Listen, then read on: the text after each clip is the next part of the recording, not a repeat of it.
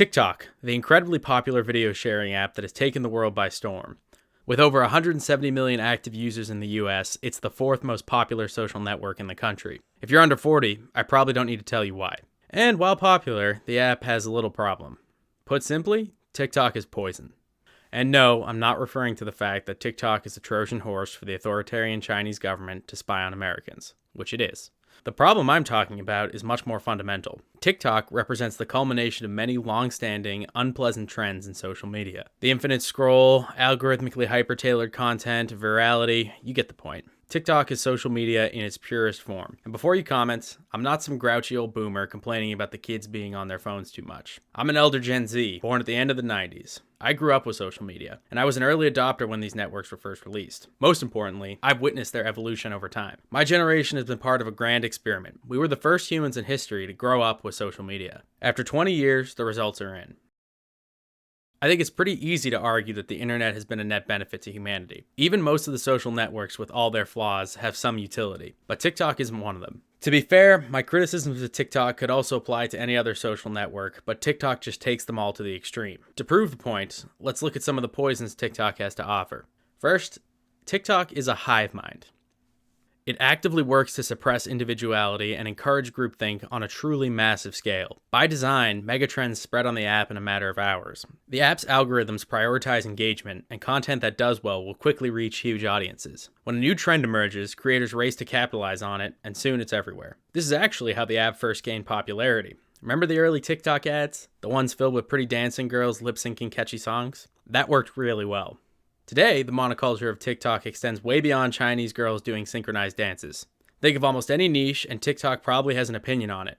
When the trends change, so does that opinion. This is unfortunate from a cultural perspective, but it's just the tip of the iceberg. The fact that one app can influence the behavior of millions of people is scary. Recent discussions of a TikTok ban are a perfect example. TikTok was able to mobilize its users to put obscene amounts of public pressure on Congress as they attempted to write legislation to regulate the app. The proof of this power is the fact that we're even talking about a ban at all. No TikTok ban was ever proposed by Congress. The legislation states that TikTok's parent company, ByteDance, must sell its American stake in its business to an American company. TikTok would only be banned if they refused to sell. Yet TikTok was quickly able to create and spread a ban narrative and mobilize half the population of the US to push that narrative in under one day. It's not hard to imagine that the Chinese government would use this same massive influence in a conflict with Taiwan to divide American public opinion. But politics aside, TikTok's highly censored environment and its users' demographics make it an ideal platform for groupthink. TikTok's American viewers and top creators are overwhelmingly young, with a large majority of them being women. Over 73% of American teen girls use TikTok, along with 60% of boys. Mountains of research show that younger people and women are more likely to conform to social norms, especially under pressure. And even if they didn't, TikTok isn't a platform for debate or discussion, nor was it ever designed to be. It's a place where influencers declare what the correct opinion to have on a given subject is, and where followers regurgitate it. Maybe this is fine for house-cleaning hacks and opinions about Taylor Swift, but then again, this depressing monoculture that surrounds America's youth probably isn't healthy for a society that wants people to value freedom and individuality. If the biggest issue with TikTok was conformity, then I probably wouldn't have much of a case to make here, but it gets so much worse.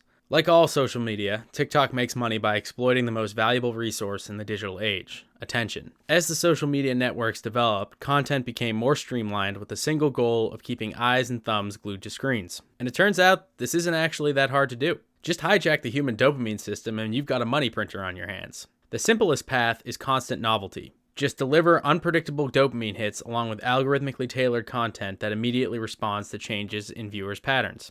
Pre-TikTok, I always thought the toxic cesspit that is Twitter was as bad as this trend could get. Everything about Twitter, the character limits, the user interface, the conflict-loving algorithm, was hostile to deep thinking and social connection. Engagement at all costs was all that mattered. But TikTok proved me wrong. The app's layout, its colors, the video length limits, the creators, the editing styles, and most of all the algorithm are designed to do one thing: keep you staring at the screen. And while TikTok has avoided the rage-inducing engagement that Twitter encourages, it's probably worse for your health. Being on Twitter is generally an unpleasant experience that can only be stomached for so long. Being on TikTok is as close as you can get to being hooked up to a dopamine IV without doing drugs or wiring your brain to a slot machine. If you know how addiction works, then you know why this is a problem. Dopamine is one of the primary chemicals that controls motivation in humans, and it's biologically designed to be used sparingly. The first time we do an action that leads to a reward, like eating a donut, we'll get a rush of dopamine because our brain thinks it's a good thing. But every time we repeat that action, less and less dopamine is released, which means we need much more just to get the same response we used to. This is addiction in a nutshell. The first time you watch a good TikTok, you're surprised and amused. This is pretty cool, you say. Now fast forward a month. You've seen thousands of TikToks. You can't sit alone in a room for more than a few seconds without pulling out your phone. Even the most basic tasks at work need to be interrupted regularly with phone breaks. It seems like you can't even make it through a movie or dinner with your girlfriend without your phone coming out. While your life may not be ruined, you're in essence addicted.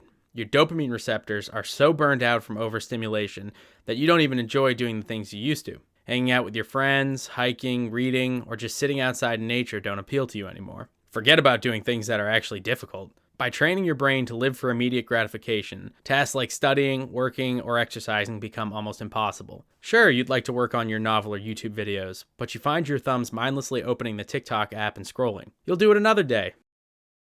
Maybe you can responsibly use social media like TikTok, but the data says most people can't. The average American teenager is spending over 4 hours a day on social media, and over half that is on TikTok. Younger adults don't do much better. Think about that. 4 hours a day is 28 hours a week. That's more than a part-time job. Imagine what you could accomplish if you were spending 4 hours a day reading, learning a new skill, building a business, or just spending time with your friends and family. And the numbers are even more horrifying when we look at years. If you spent 4 hours a day on social media throughout your high school and college years, that would add up to over 2 years spent on social media in that time. What would you do with an extra 2 years in your life? Let that sink in. But TikTok is useful, you say. When I criticize TikTok, people will often concede that they spend too much time on the app, but that it's providing entertainment and education. I learned a new recipe. I painted my furniture. I got inspired. Everyone has a nifty trick they learned on TikTok. But is that real value? Or is it just something that helps you rationalize the wasted time? A 60-second video isn't going to teach you anything but the most basic of skills. You aren't gaining a deep understanding of a subject, and you aren't walking the path to mastery. You're just mimicking a simple task like a monkey. TikTok is at the edge of another long, sad trend in modern culture. It pulls us out of the deep and into the shallow. Deep thinking, deep work, deep relationships, mastery, they're all outdated. We want 5 quick tips and life hacks. If, like me, you've had the misfortune of working in marketing professionally, then you know that this is all part of the plan. Anyone trying to sell something knows that they need to keep you transfixed, and selling attention is TikTok's business. In theory, this isn't even a terrible arrangement. You get to use an app for free, companies can sell their products, and creators like me can earn a living doing what they love. But when greed is involved, it's never that simple. TikTok's engagement at all costs isn't just wrecking your dopamine receptors, it's destroying your attention span. Humans are incredibly adaptable creatures. Stick us almost anywhere and we'll soon learn how to survive in that area. As our world continues to migrate online, our habits, our way of thinking, even our personalities are beginning to reflect our new digital environment. The greater the time you spend in an app like TikTok, the greater the effect. TikTok is training people, especially young people, to see the real world through an app. Have you recently watched a movie with a teenager? It's shocking that most of Gen Z has trouble following even the most basic plot lines in movies or videos. My little brother's girlfriend often talks about how she has trouble even understanding movies that were made before 2000. To me, a lot of modern movies lack any level of subtlety. But to them, these movies are full of total plot twists and are really deep. Oh, and they can't follow dialogue either. They literally cannot watch movies unless the dialogue is spelled out on the screen in subtitles. Even commercials targeted to younger audiences are following the trend. As painful as that was, this is the world we live in. When you've grown up with 1-minute clips and infinite scroll, how can you watch 3-hour movies with nuanced plots and subtle dialogue? Of course, the ability to focus deeply for extended periods of time is essential for much more than movie watching. Beyond the quick hits of pleasure lies true fulfillment and purpose, which takes focus, effort, and patience to achieve. Meaningful relationships, true friendships, money, impact, success, you name it. You won't get there without doing the work. And if you can't sit down to do that work, you won't get there at all. Now, I'm not claiming that TikTok is going to prevent everyone from accomplishing their dreams, but for many, it will be the straw that breaks the camel's back. For most of us, however, it will simply be a powerful distraction. It will make doing the hard things that we want to do even harder. It will work to undermine the better version of ourselves that we could be, and it will subtly warp our expectations of the world and the people around us. Speaking of expectations, this brings us to the final poison TikTok has to offer.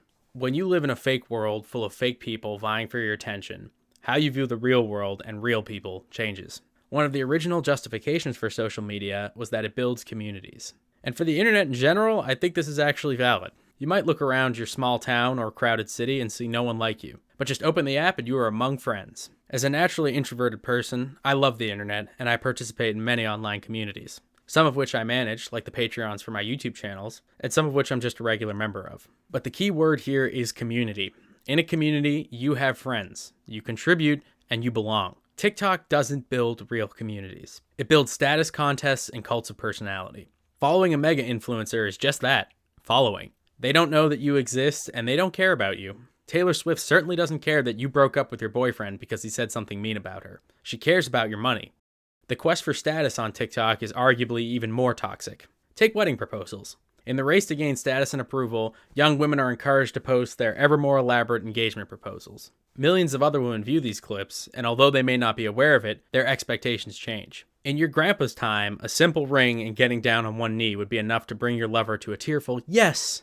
Today, you better pull out all the stops and give her something worth posting about. And it's not just weddings. Your friendships, your family, your choice of home decorations or vacations, they are all subtly influenced by the hours you spend on TikTok. The unrealistic standards, fake situations, and high production values make for great content, but leave the rest of us feeling bitter and disappointed when our lives inevitably fail to meet these artificial expectations. There's no question in my mind that TikTok is one of the most toxic things to come out of the internet. But you could make the argument that most other social media platforms cause the same harms that TikTok does. And broadly speaking, you'd be right. Every major social media company has moved to capitalize on short video content, and all their products share the same issues I've discussed here. I've singled out TikTok because unlike most other platforms, its shameless engagement farming doesn't even pretend to benefit the user. YouTube is plastered with stupid shorts, but at least those are mixed in with incredibly useful long-form content. Sure, I might watch a dumb Warhammer short, but it can be followed by a video on particle physics or how to master the guitar. And even though TikTok is at least indirectly under the control of a hostile, authoritarian foreign power, a ban would do nothing to address the poisonous trend TikTok has started. TikTok has pioneered an incredibly profitable formula that's already being copied by the other networks. You can be sure that even if the app was banned, rival social networks or new apps would quickly rise to fill its place. The solution is cultural, not political. When it comes to our own lives, we should strive to use these products in limited amounts and, if possible, not at all. I know this is a scandalous proposition, but it's totally doable. Like I said earlier, I grew up with the social networks and I was an early adopter. But I've gradually left every single one except YouTube, which I use to earn income. While resisting the social pressure is hard, the rewards are amazing. There's more books in the world than you could read in 1,000 lifetimes. More experiences than you can even imagine. And the precious time you have with your loved ones is more valuable than anything on this earth. If you're a younger person like me, have the courage to take the first step and lead your peers. Try your best to pull them out of the digital world and into the real one. They may not understand, they may not follow you all the way, but be there to meet them wherever they are and don't be judgmental. If you're an older person, say the type of 45-year-old who writes op-eds in the Washington Post about how boomers need to let the kids have their apps and express ourselves. Stop. You don't speak for our generation, and your attempts to be the cool aunt are pathetic. It's not okay for teens to spend hours a day on TikTok, and you pretending otherwise to score cheap political points with the kids is disgusting. Your responsibility as an adult is to guide younger people towards healthy decisions, discipline, and long-term thinking. Enabling our narcissism, neuroses, and our worst flaws is doing us no favors. Sadly, I don't believe TikTok is going anywhere. Humans engage in self-destructive behavior every day, and we do it for a variety of reasons. I still drink beer, even though I know it's bad for me, and I enjoy the occasional cigar as well. The key, though, is that I know these things are poison, and that they harm me. When I choose to self-destruct, I go into it with my eyes open. I also know I have the discipline to use these harmful things responsibly and rarely. I don't let them distract me from the important things in my life. It would be great if most of us could wean ourselves off of apps like TikTok. But if we can't, let's acknowledge it for what it is. It's a vice, not a virtue. It's harmful, not healing. If we still choose to use, that's fine. It's our choice. But at least we won't be lying to ourselves. And if you can, get off TikTok. We'll all be better off. I'm curious about your opinion on TikTok. Was I too hard on the app? Maybe I missed something, or maybe TikTok is pure evil and I wasn't hard enough. Let me know what you think down in the comments. Either way, thank you so much for watching, guys. If you enjoyed this video and want to help the channel grow, please like, share, and subscribe to ponder on that. I'll see you in the next one, and thanks again.